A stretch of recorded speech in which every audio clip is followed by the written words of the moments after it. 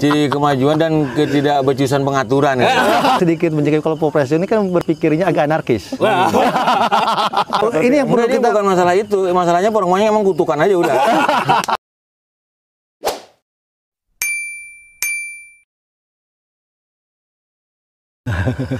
Sehat Akang? Sehat. Alhamdulillah.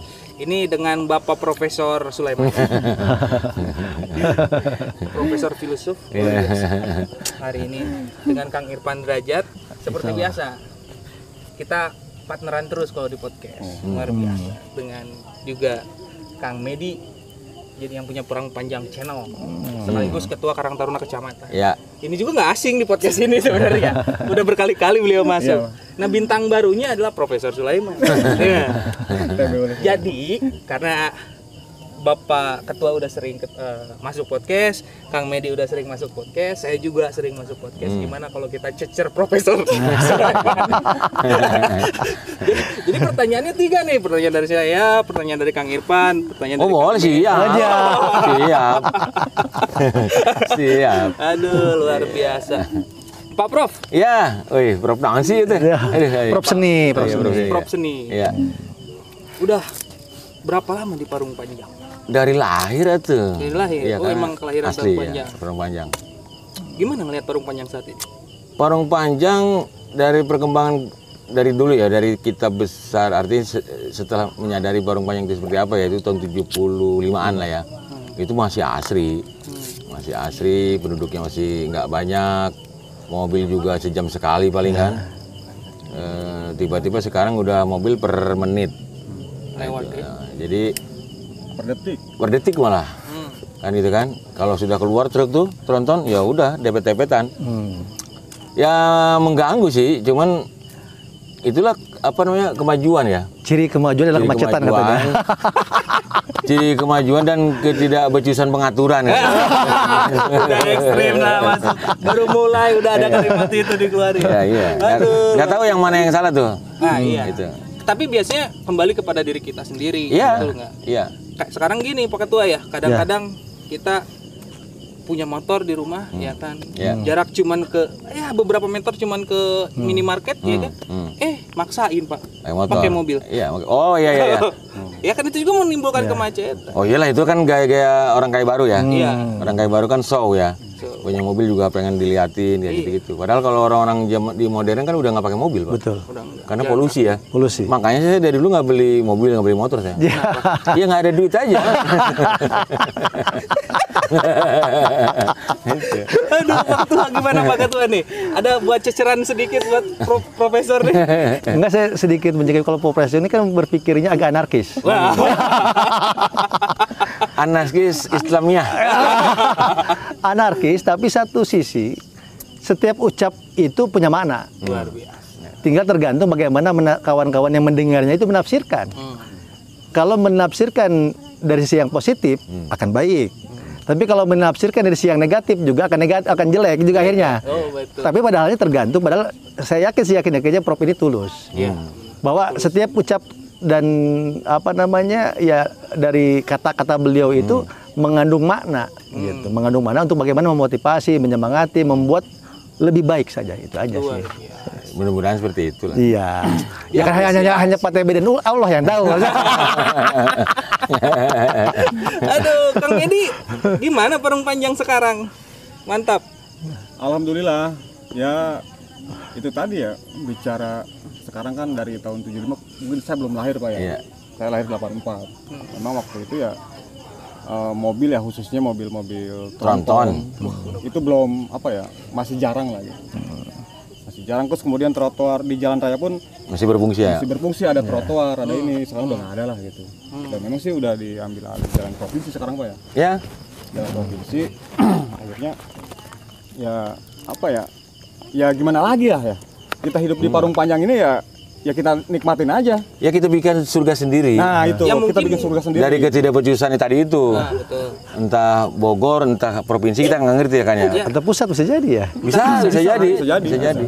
Jadi menurut saya mungkin menjadi bahan kopi alternatif ya, debu itu ya.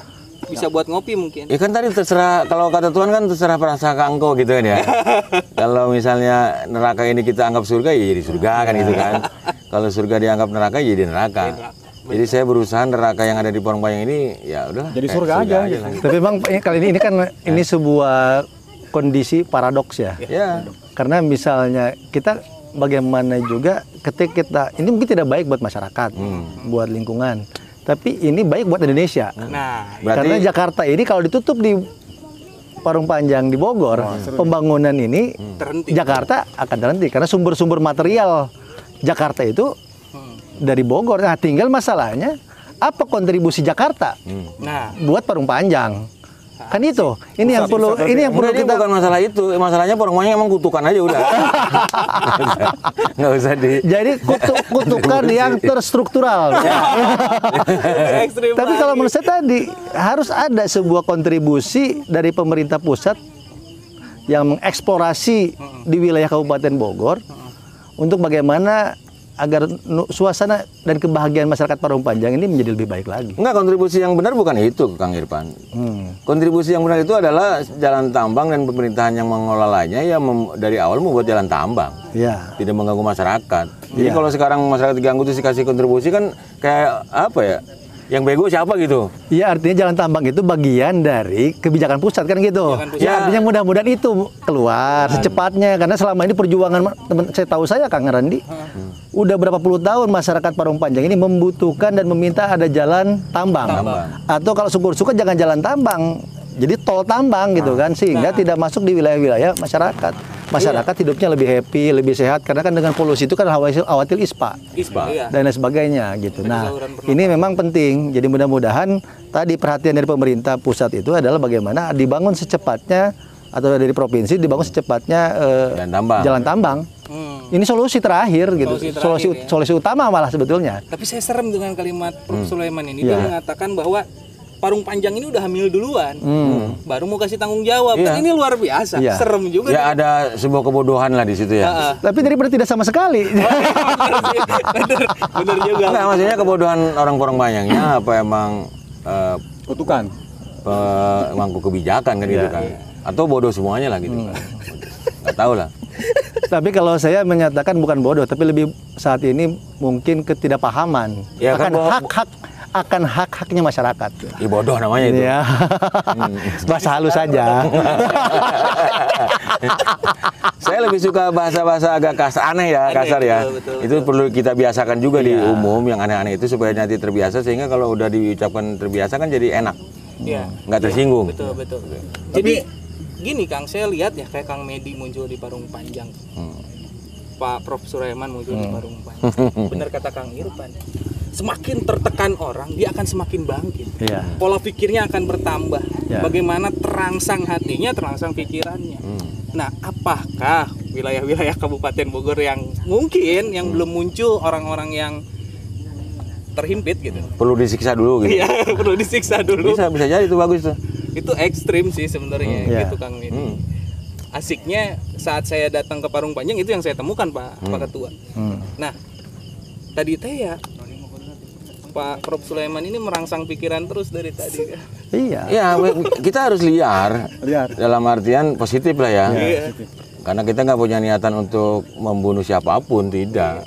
Walaupun yang merasa terbunuh ya itu resiko dia kan. Seperti itu. Jadi iya. Ini juga bukan mengenai frustasi tidak frustasi, bukan. Artinya ada kehidupan normal yang ucapan itu normal sebetulnya, tapi karena tadi tidak biasa diucapkan di umum karena semua orang sudah hidup dengan kamuflase dan segala macam. Jadi merasa aneh padahal itu bahasa biasa sebetulnya. Bahasa biasa sebetulnya. Cuman karena semua orang sudah terbiasa dengan tadi itu kamuflase, munafik dan segala Bahasa macam. satire kebanyakan ya. Itu, ya seperti itu. Wah, Menurut ini saya. recommended banget sih buat datang lagi. Khusus buat Kang Medi, gimana ngomongin soal jalur tambang nih? Yang tadi ya mungkin sampai saat ini masih wacana. Ya, saya sih sering komunikasi ya dengan pihak Muspika dalam hal ini Pak Camat ya. Karena kan Pak Camat ini adalah pembina umum di Karangtaruna Kecamatan. Pak Camat ini saya sering komunikasi, diskusi dengan Pak Camat ya, walaupun hanya sebatas ngopi, ngobrol dengan Pak Camat. Ada beberapa kemajuan-kemajuan yang disampaikan oleh beliau. Itu tadi, mudah-mudahan ya bukan angin segar ini, bukan angin surga ya. Tapi Pak Camat terus mengucapkan jalan tambang atau tol tambang akan direalisasikan. Jalan tambang akan direalisasikan. Mudah-mudahan sih 2023 nanti Terrealisasi. realisasi. Bukan lip service ya? Bisa jadi. Saya jadi ke bawah panas ini. Bisa jadi. Saya jadi ke bawah panas. Hawanya di sini kayaknya mantap kali gitu Pak Ketua. Mungkin kayaknya sudah mulai harus digeser nih bahasan. Kang Radi perlu tahu nggak, di Parung Panjang ini kelebihan dibanding kecamatan-kecamatan lain itu ada loh. Apa tuh? Jadi seluruh masyarakat di sini aktif di dunia seni. Iya. Wah, luar. Ada seni lukis, ada seni peran, ada seni musik, Ada seni digital. ada seni digital dan sebagainya. Pokoknya sebetulnya Parung Panjang kalau menurut saya kelebihan dibanding kecamatan-kecamatan lain yang pernah saya jajaki, kelebihan di sini adalah aktivis-aktivisnya itu kebanyakan konsen di seni. Nah ini yang belum tereksplor. Benar. Ini harus itu kan itu. Itu yang itu agak sedikit kita menyenangkan kita kayaknya bahasannya ya. Dari tadi panas soalnya ini saya ngeri juga kan. Nah tadi Pak Ketua, seni itu mengolah pikiran dan mengolah hati. Betul. Iya dong. Maka coba kita korek dikit deh soalnya. Ya, Ngomongin tol betul. tambang sama tadi agak panas. Ya. Ya kalau tambang itu bukan buntu ya. Iya. Bogor nggak mampu, Udah dong. Provinsi nggak mampu, pusat nggak mampu, udah kita tutup aja lah itu. Udah kelas lah itu malah. Udah aja kalau itu serahkan kepada Tuhan yang Maha Kuasa saja. Mudah-mudahan ada segera takdirnya gitu. Kembali nih ngomongin seni Pak. Saya pengen ngorek juga bagaimana teman-teman di Parung Panjang khususnya Pak Prof dengan Kang Medi juga Pak Ketua memandang seni ini seperti apa? Kalau seni emang dari kecil saya udah ada darah seni lah, karena mungkin dari orang tua saya, bapak saya, dan itu menjadi agama kedua mungkin ya. Dulu mungkin agama ke-1 mungkin. Jadi Sekarang karena udah mualaf gitu ya, mualaf dari seni. ya, dan seni itu apa ya? Seperti orang hobi mancing kan ya. Nah, ya, Betul. Kan kita kadang-kadang merasa aneh ya, ini orang mancing dari pagi sampai maghrib nungguin ya, kayak orang gimana gitu, padahal dia menikmati. Begitu juga seni, mungkin orang-orang menganggap kita gila lah gitu ya. Ngapain sih menang duit itu apa kan gitu kan, kalau orientasinya ke sana gitu. Tapi kan kita sedang ingin menyuguhi apa batin kita dengan itu seni. Dan alhamdulillah di Parung Panjang sejak tahun 80-an saya seni peran itu udah mulai saya kembangkan sampai hari ini. Bahkan teman-teman udah bikin film berapa ya? Iya.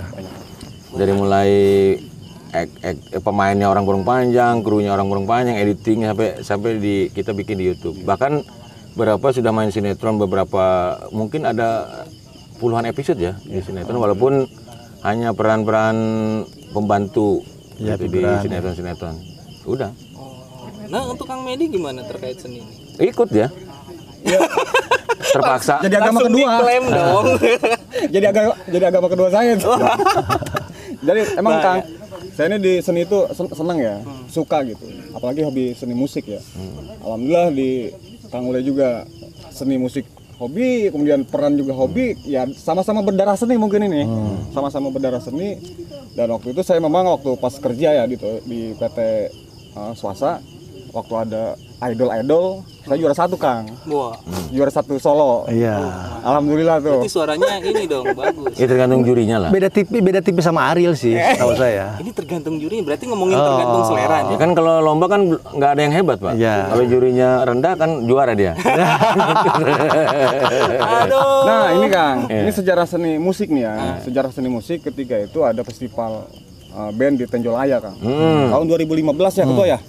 Waktu itu Karang Taruna Tenjolaya mengadakan festival band se-Jabodetabek Kang.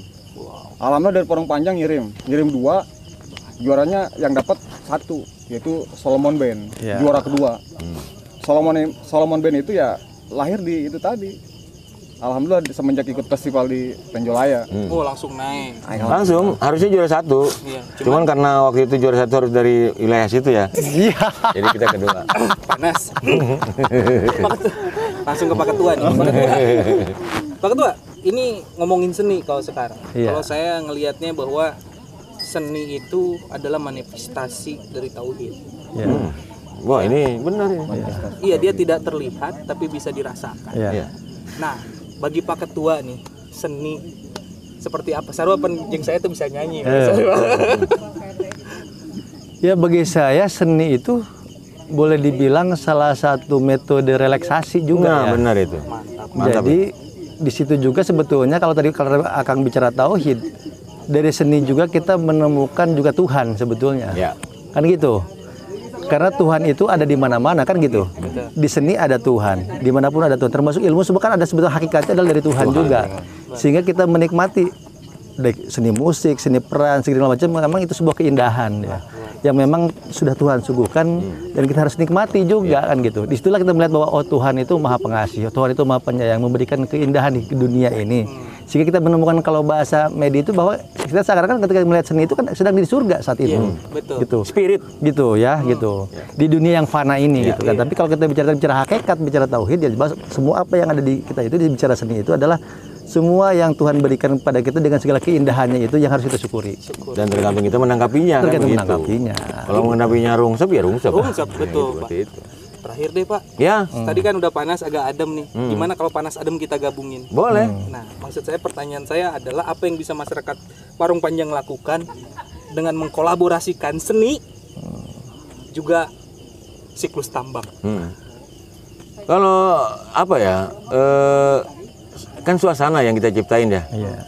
Mungkin dari seni yang maju itu akhirnya orang menengok. Dan setelah menengok ada tambang begitu ya diperbaiki, mudah-mudahan seperti itu kan.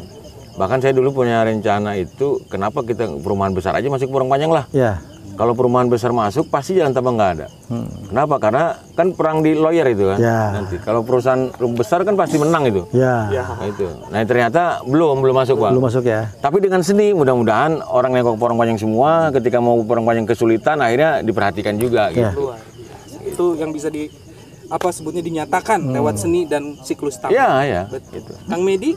Ya sama tadi yang dikatakan Paula ya, apalagi sekarang di zamannya digital ya, ada TikTok, ada Facebook, ada YouTube. Itu dengan berbagai seni-seni yang oleh masyarakat gitu ya, ketika jalan macet atau apa, ada meme-meme yang gimana gitu. Nah, ini mudah-mudahan jadi bahan perhatian pemerintah juga menengok dengan adanya seni di Parung Panjang ini. Jadi, Berubah pikiran lah. berubah pikiran, oh ya pasti kayaknya gitu ya Parung Panjang. Pak Ketua gimana menurut Pak Ketua? Bisa juga kalau mengacu ke situ sebetulnya tadi mungkin aliran musiknya harus berubah.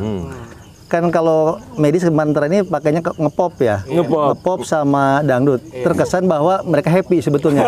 Kata pemerintah pusat, lu nyanyinya aja lagu-lagu yang asik ya. Lu happy dong. Lu nggak ada penderitaan. Harus larinya ke musik blues. Nah, harusnya aliran musik seluruh yang sekarang di Parung Panjang konsepnya adalah musik blues. Atau country sekalian ya. Atau country, bagaimana meneriakan penderitaan-penderitaan rakyat yang Wah, ini sesungguhnya. Kan gitu. Jadi harus berubah aliran musiknya. Kalau ngepop dan dangdut, ya oh mereka happy kok. Oh, iya. Nggak ada penderitaan di sana. Tapi kalau lari Itu kan ke tuduhan dia ya. tapi kalau larinya ke ngeblues, larinya ke country, bagaimana Penderitaan itu penderitaan disampaikan. Mudah-mudahan ini mengetuk hati, mengetuk tadi relung hati para pimpinan pemegang kebijakan sehingga oh iya masyarakat di sana menderita. Kenapa tidak seperti SCBD misalnya ya? Setiap hari berjalan di tengah mobil-mobil tronton atau fashion show-nya di tengah tambang itu kan yang lagi ngebulai yang lagi nggak macet dibikin TikTok.